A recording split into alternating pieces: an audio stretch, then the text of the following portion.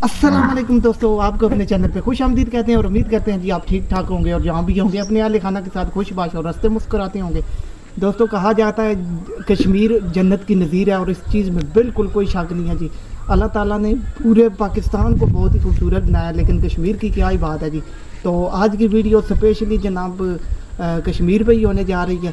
Siachen glacier में हमारे एक दोस्त मौजूद हैं, उन्होंने थोड़ी सी वीडियो शॉर्ट वीडियो हमें बना के भेजी है। क्या कुदरत के नज़ारे हैं जी, हर तरफ सब्ज़ा है और पहाड़ों से बर्फ़ पिघल रही है।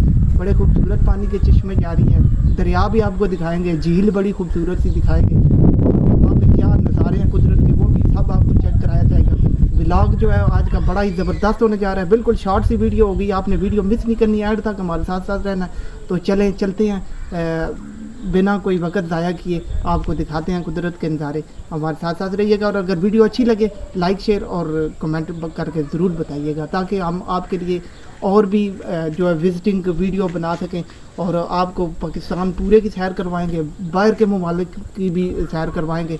हमारे दोस्त मौजूद हैं, आपके लिए स्पेशल वीडियो बनेगी। अगर आप लोगों ने वीडियो पसंद की और इसको लाइक शेयर किया तो फिर हम आपके लिए नेक्स्ट बहुत सी अच्छी वीडियो बनाएंगे। तो चलते हैं वीडियो की तरफ, फिर आपको दिखाते हैं।